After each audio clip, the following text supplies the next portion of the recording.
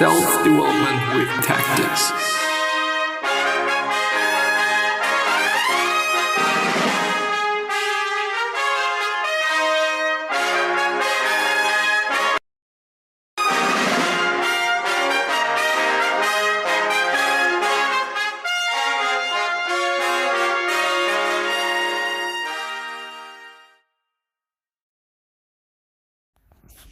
So today we are gonna start with part 3 of the A New Earth by Eckhart Tolle book summary by the slowww.co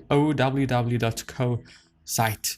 Maybe there is a link in the description. I don't think so, but if you Google it, you're gonna find it. So just Google Eckhart Tolle A New Earth summary and it's gonna pop up right away.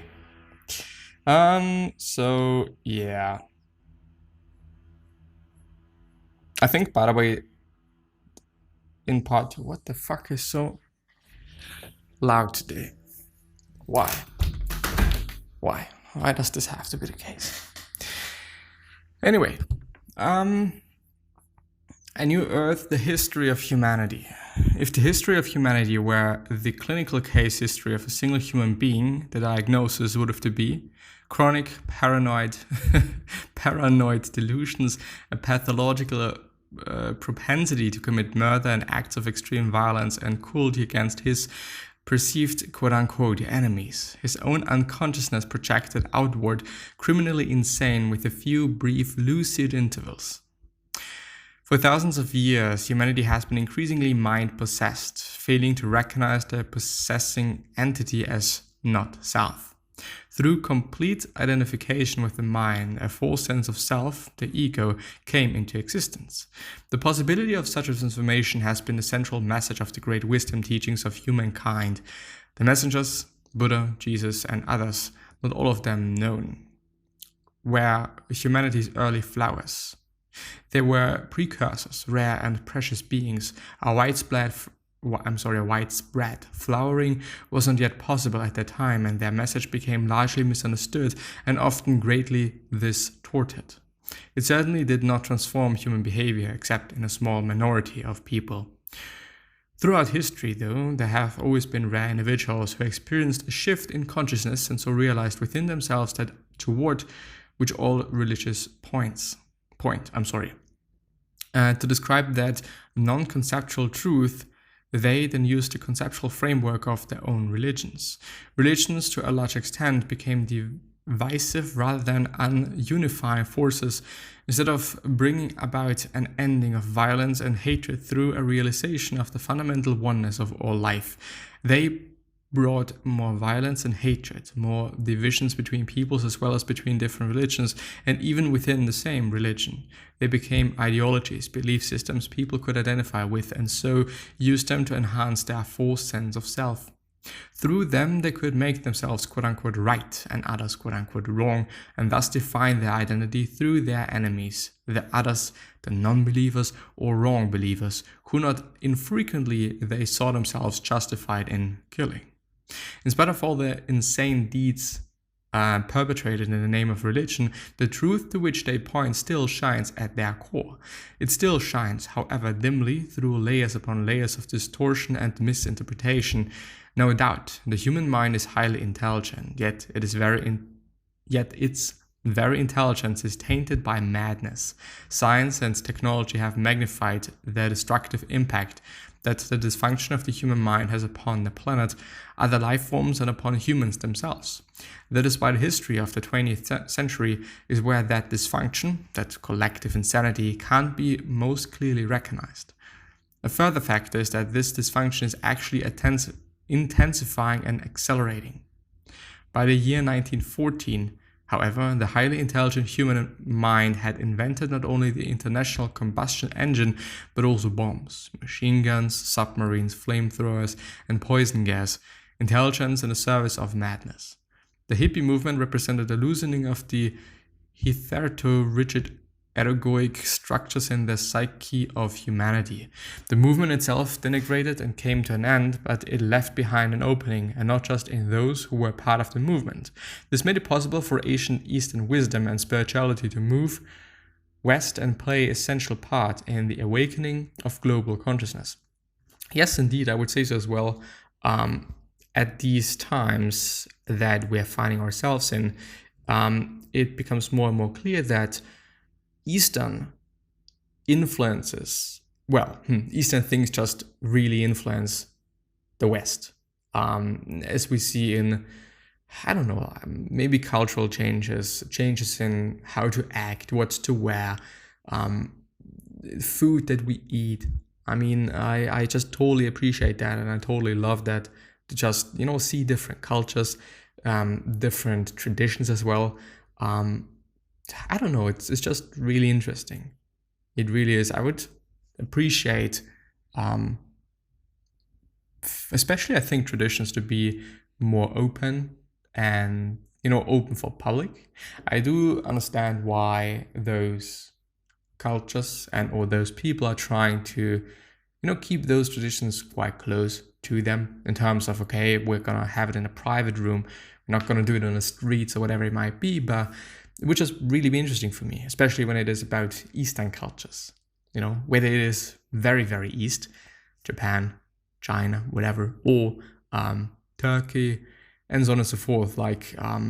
Interesting, just interesting. As tribal cultures developed into the ancient civilizations, certain functions began to be allotted to certain people. Ruler, priest or priestess, warrior, farmer, merchant, craftsman, laborer, and so on.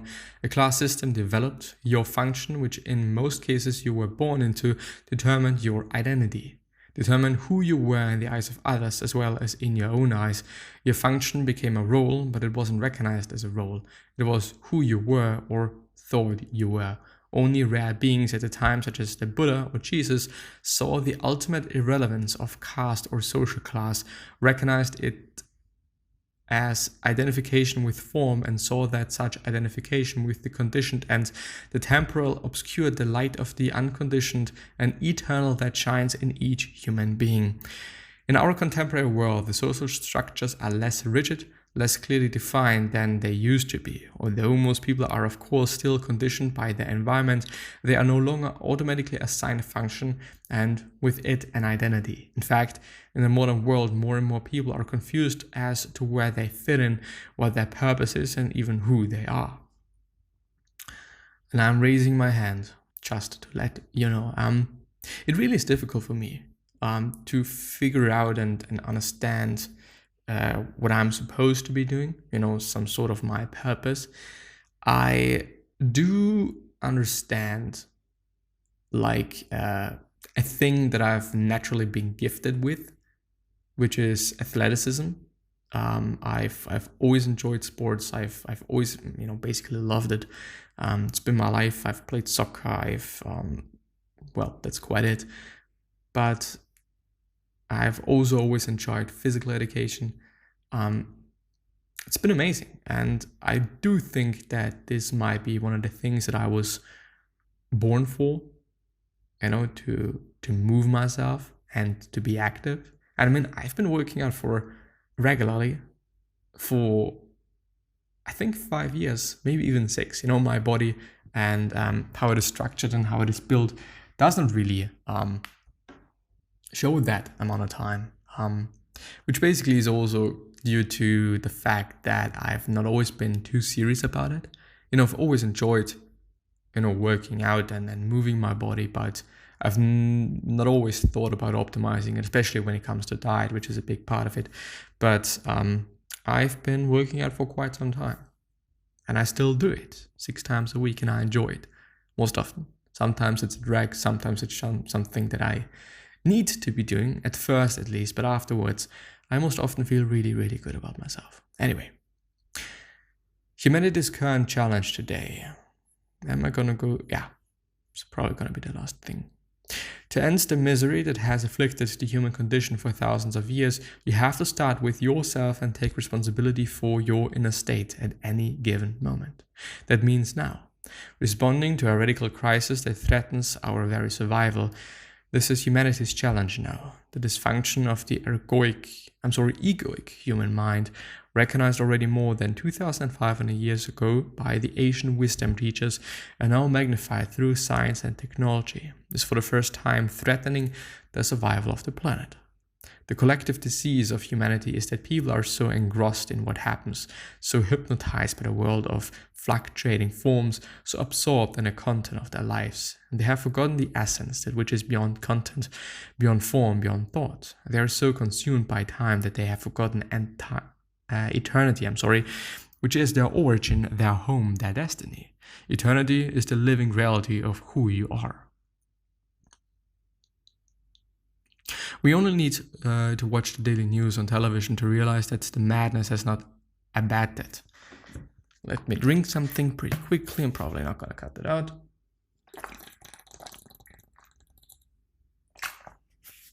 Because there's still sounds. And whenever there's still sounds, I'm probably not going to cut it out. That's a rhyme. Thank you. Bye-bye. No, just joking. So we only need to watch the daily news on television to realize that the madness is not abated and that it is continuing into the 21st century. Another aspect of the collective dysfunction of the human mind is the unprecedented violence that humans are inflicting on other life forms and the planet itself. The destruction of oxygen-producing forests and other plant and animal life, ill treatment of animals in factory farms, and poisoning of rivers, oceans, and air. Driven by greed, ignorant of their connectedness to the whole, humans persist in behavior that, if continued unchecked, can only result in their own destruction, which is probably going to happen. A significant portion of the Earth's population will soon recognize, if they haven't already done so, that humanity is now faced with a stark choice: evolve or die. A still relatively small but rapidly growing percentage of humanity is already experiencing within themselves the breakup of the old egoic mind patterns and the emergence of a new dimension of consciousness. When faced with a radical crisis, when the old way of being in the world, of interacting with each other and with the realm of nature, doesn't work anymore, when survival is threatened by seemingly insurmountable problems, an individual life form or a species will either die or become extinct or rise above the limitations of its condition through an evolutionary leap. When you live in a world deadened by mental abstraction, you don't sense the aliveness of the universe anymore. Most people don't inhabit a living reality, but a conceptualized one. We are a species that has lost its way. Everything natural, every flower or tree, and every animal have important lessons to teach us if we would only stop, look, and listen. There is only one perpetrator of evil on the planet, human unconsciousness. That realization is true forgiveness. With forgiveness, your victim identity dissolves and your true power emerges. The power of presence. Instead of blaming the darkness, you bring in the light. Compassion arises when you recognize that all are suffering from the same sickness of the mind, some more actually than others.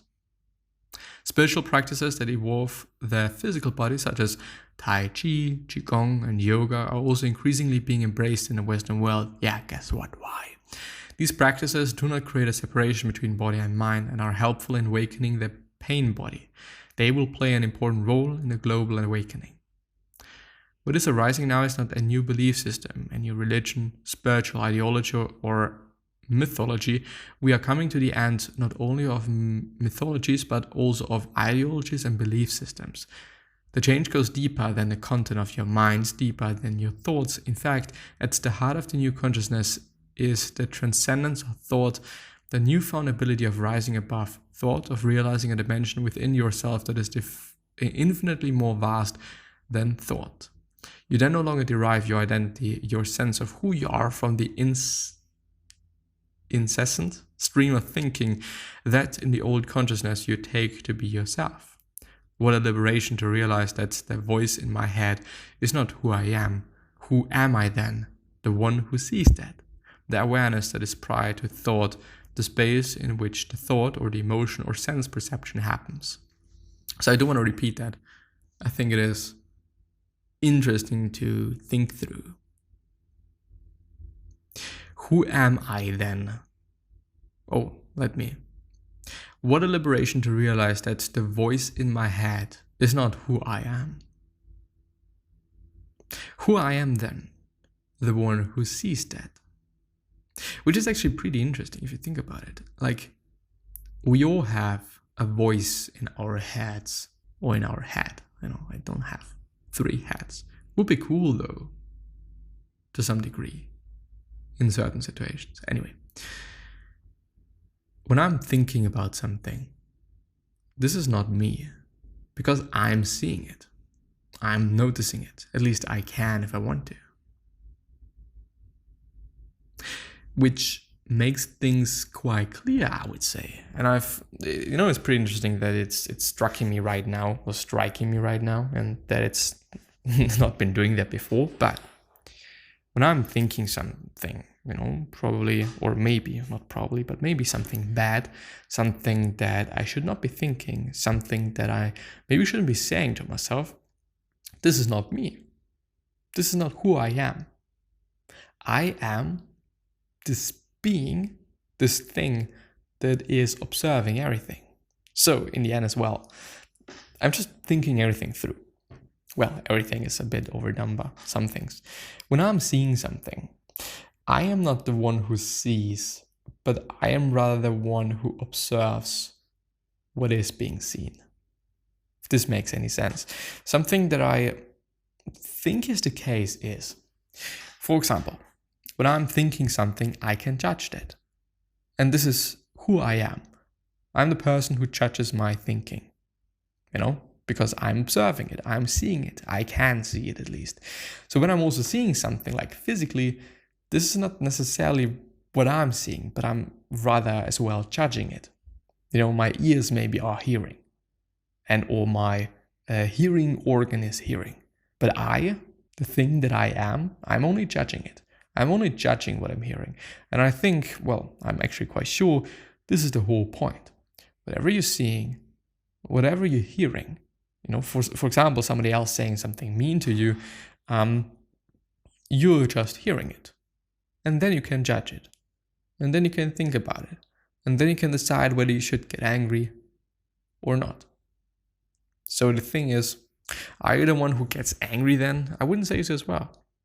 Because you're judging it. You're probably making the person or the thing that is angry. So in the end, you can choose because you're the judger of everything that is there, whatever it might be. So it's quite interesting. Like, I'm trying to go through certain things that I've been challenged with in the past few days.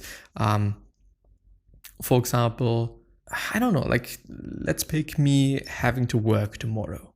So I know that I have to work tomorrow. Since it's my first day, I'm a bit anxious and nervous because I don't really know what I'm gonna have to deal with. And so I can observe that and judge that anxious being, this anxious self. And I think, there are certain reasons, or there must be certain reasons why I'm anxious.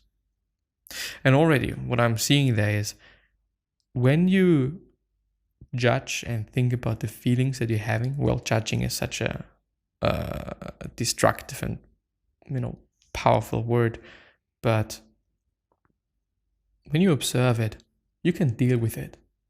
And you can deal with it quite nicely. And also in a way that's non-destructive. You're not killing yourself, you're not destroying yourself. It is like, okay, I'm feeling that my body, the thing that I am in, this thing is anxious, or my feelings are anxious, whatever it might be. It's not me in the end, because I'm observing it, I'm judging it. So what might this be due to? What can I do about it? Probably think through, of course, it is your first day, this is something new, and always when there is something new, you don't know what to expect. It is like maybe some mechanism in the human body, to just be keep attention to small details, be a little bit more aware, because it's the first time. What might happen, what could happen. But in the end, I know as well that after tomorrow, however long I'm gonna have to work, I don't know yet. And also today I have to sign a contract, and I don't know what to expect. I don't know what to see, and I'm hoping that I'm gonna find the right place. But the only thing that I can say, judging my feelings and then talking back to them and being like, well, you're gonna do your best. You're gonna do what you can. You're not gonna be stupid, because my head is not stupid. Like, there's no reason why I would make a stupid decision. Based on the things that I know, I'm gonna do what I know. And I can't do more. I can do less, but I'm not gonna. Which means, okay, if I have to be at this place, then it should be there, as far as I know. Of course, when you're anxious, you could do something about it. We have response ability. We can talk to people. What am I going to expect? What is going to happen? Also realizing that other people are having the same problem, and so on. So I think it is just pretty interesting that I'm just a judge of everything that is going on in my world. So if I'm saying like it is good that I'm smoking, it is good that I'm smoking because I'm judging it. Of course, there's also a physical kind of layer which may not be as easy to judge and to distort quite. So for example, when you're feeling pain, you yourself, you're not feeling pain, but you observe the pain. Of course, it is painful. Of course, it's going to hurt and whatnot. Can you kind of dim the pain by thinking about it or talking to yourself? Well, I don't know. Maybe. Still going to be physical harm though. Pain, there's a reason why we have pain. Anyway, gonna see you next time. Bye-bye.